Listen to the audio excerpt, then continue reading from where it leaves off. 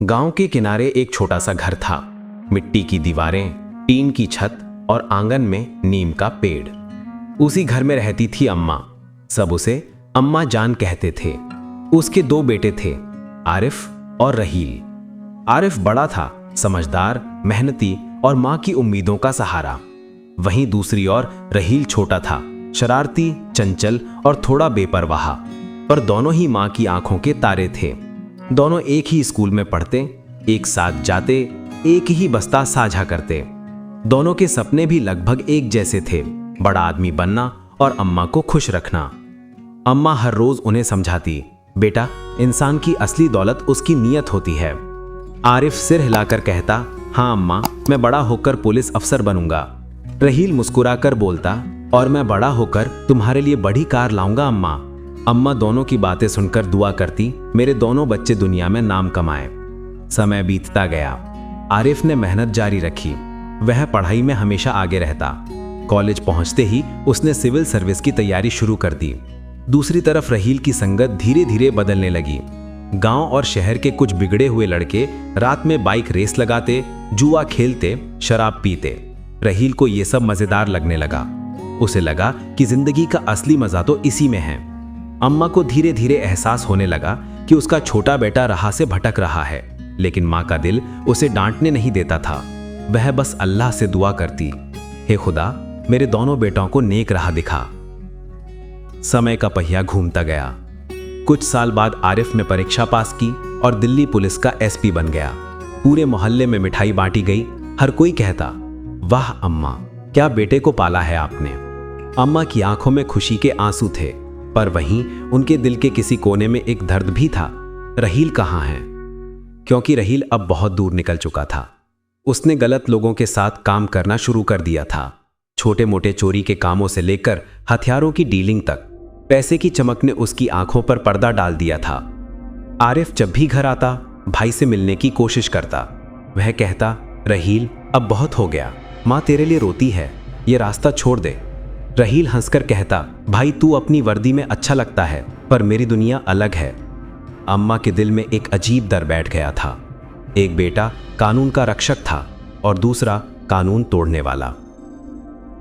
एक रात दिल्ली की ठंडी हवा में वायरलेस के रूम में आवाज गूंजी, एसपी साहब, एक बड़ी डकैती की सूचना है, गिरोह शहर में सक्रिय है। आरिफ ने तुरंत टीम बनाई। फाइलें खुली और नाम सामने आया, रहील खान गैंग। वो नाम पढ़ते ही आरिफ के हाथ कांप गए। उसकी सांस रुक सी गई। कहानी अब सिर्फ शहर की नहीं रही, वो उसके अपने घर तक पहुंच चुकी थी। वो सारी रात सो रही पाया। डेस्क पर रखी मां की तस्वीर देखी और खुद से कहा, अगर यही मेरा फर्ज है तो मुझे निभाना होगा। अगले दिन पुलिस ने सूचना के आधार पर पुरानी फैक्ट्री पर छापा मारा। चारों ओर गोलियों की आवाजें, सायरन और भागते कदमों की गूंज थी। आरिफ अपनी टीम के साथ आगे बढ़ा। उसके हाथ में पिस्तौल थी, आंखों में सतर्कता। छायाओं में कुछ लोग भाग रहे थे। आरिफ ने चिल्लाकर कहा, हथियार डाल दो वरना गोली चल जाएगी।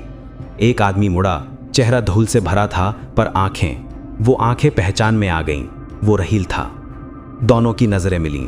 वक्त जैसे रुक सा गया। रहील बोला, भाई तू? आरिफ के होंठ कांपे। हाँ मैं, और तू?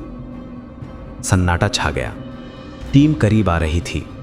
आरिफ धीरे से बोला, रहील, सरेंडर कर दे, मैं कुछ कर लूंगा। रहील बोला, अब बहुत देर हो चुकी है भाई, पीछे वाला लड़का घायल है और पुलिस ने मुझे पकड़ ही लिया है। उसी वक्त पीछे से गोली चली। धां। रहील का एक साथी गिर पड़ा। आरिफ ने आदेश दिया, फायर रोक दो, सब हथियार डाल दो। रहील ने धीरे धीरे अपना हथियार नीचे रखा। वह अपने ही भाई के सामने कैदी बन गया। थाने में रात का सन्नाटा था। आरिफ के मेज पर वही केस फाइल रखी थी, रहील खान उर्फ रहील अहमद, डकैती और अवैध हथियारों का आरोपी। कानून कहता था कि गिरफ्तारी करो, दिल कहता था कि छोड़ दो, वो तुम्हारा भाई है।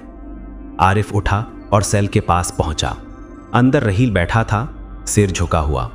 आरिफ बोला, क्यों किया तूने ये सब? रहील बोला, क्योंकि मुझे लगा कि पैसा सब कुछ है, शॉर्टकट से सब मिल जाएगा। लेकिन अब समझ आया कि शॉर्टकट सिर्फ गिरावट की ओर ले जाता है। आरिफ की आंखों में आंसू आ गए। काश तूने ये पहले समझ लिया होता रहील। रहील हल्के से मुस्कुराया। अब भी देर नहीं हुई भाई, पर अब फैसला तेरे हाथ में नहीं है, अदालत के हाथ में है। घर में अम्मा को खबर मिली। पड़ोसी भागते हुए आए। अम्मा जान, रहील को पुलिस ने पकड़ लिया और उसे तुम्हारे बड़े बेटे ने ही गिरफ्तार किया है। अम्मा के हाथ से चाय का प्याला गिर पड़ा। उनकी आंखों में सन्नाटा भर गया। होठों पर बस एक शब्द निकला, मेरे बेटे। वह नीम के पेड़ के नीचे बैठ गई, वहीं जहां कभी दोनों बेटे खेला करते थे। हवा में जैसे वक्त थमसा गया हो। कुछ दिन बाद अदालत में रहील को हथकड़ी लगाकर लाया गया। जज ने केस की फाइल खोली, सबूत साफ थे। रक्षा पक्ष ने रहम की गुजारिश की, लेकिन कानून के सामने रिश्ते नहीं चलते। जज ने फैसला सुनाया। आरोपी रहील अहमद को गैर कानूनी हथियार रखने और डकैती के जुर्म में उम्र कैद की सजा दी जाती है। पूरा कोर्टरूम खामोश हो गया। आरिफ खड़ा था, वर्दी में, लेकिन अंदर से टूटा हुआ। रहील ने एक नज़र ऊपर उठाई और कहा, भाई, अम्मा का ध्यान रखना। उस दिन के बाद आरिफ ने कभी मुस्कुराया नहीं। उसके कमरे में सिर्फ 2 तस्वीरें थीं, एक माँ की और एक दोनों भाइयों के बचपन की। अम्मा हर रात नीम के पेड़ के नीचे बैठकर कहती, हे भगवान, मेरे दोनों बेटे जिंदा हैं, पर मेरा दिल मर गया है। पर कहानी यहीं खत्म नहीं होती। यह तो सिर्फ तकदीर का खेल का पहला मोड़ था। असली परीक्षा तो अब शुरू होगी, जब माँ, प्यार और कानून तीनों एक दूसरे के आमने सामने होंगे। नीम के पेड़ के नीचे बैठी अम्मा की आंखों से आंसू बहते रहे। वो अक्सर आसमान की तरफ देखती और बुदबुदाती, हे भगवान, ये कैसा इम्तिहान है। एक बेटे ने कानून निभाया तो दूसरे को खो दिया। आरिफ अपने कमरे में बैठा था। वर्दी उसकी कुर्सी पर टंगी थी, मगर अब वो वर्दी उसे बोझ लगने लगी थी। हर दिन माँ के चेहरे की थकान बढ़ती जा रही थी। वो बोलती कम और सोचती ज़्यादा थी। रात को जब भी आरिफ पास जाता वो सिर्फ इतना कहती, बेटा सब ठीक कर दे। लेकिन ठीक क्या होता? कानून कहता था कि जुर्म की सज़ा मिलनी चाहिए। दिल कहता था कि भाई तो अब सुधर गया है। कई महीने बीत गए। रहील अब जेल में था।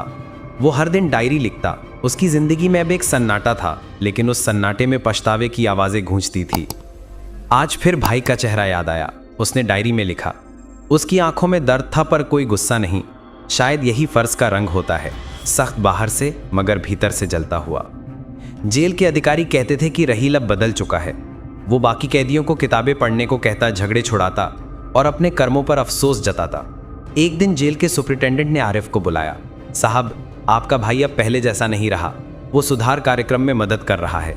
शायद वो सच में बदल गया है। आरिफ ने सिर झुका लिया। वो हमेशा अच्छा था, बस राह गलत थी। उसने धीरे से कहा, अम्मा की तबीयत अब बिगड़ने लगी थी। डॉक्टरों ने कहा कि उन्हें दिल की बीमारी है। वो ज़्यादातर वक्त नीम के पेड़ के नीचे बैठी रहती, जहां दोनों बेटे बचपन में खेला करते थे।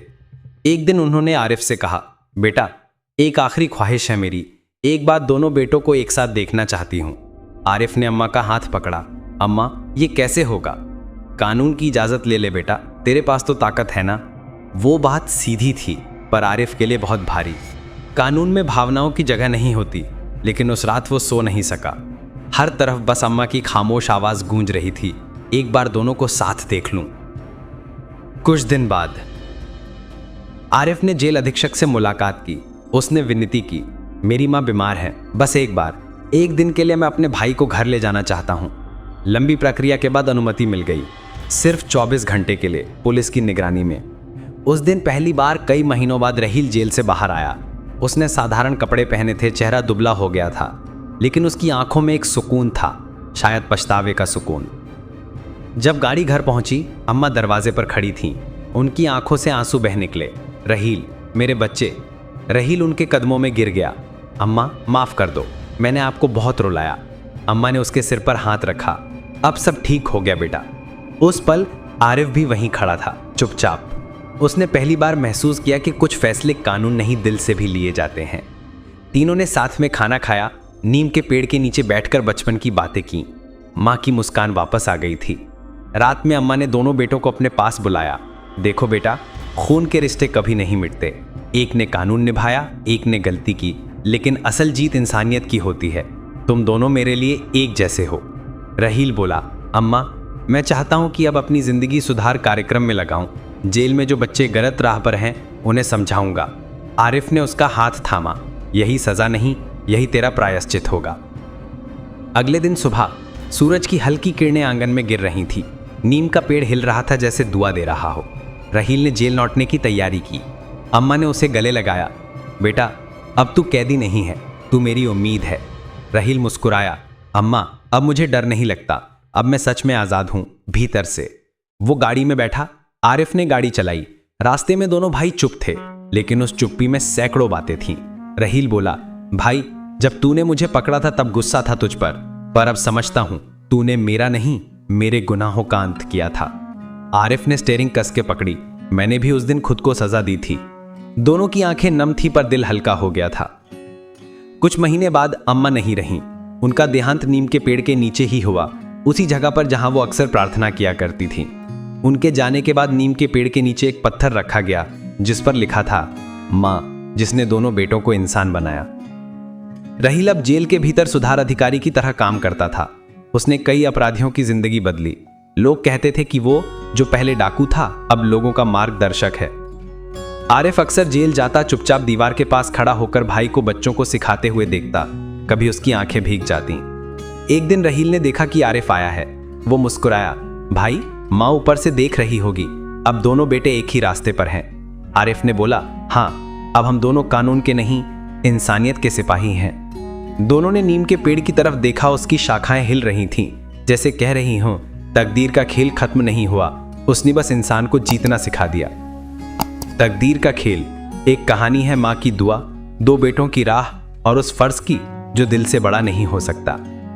समाप्त।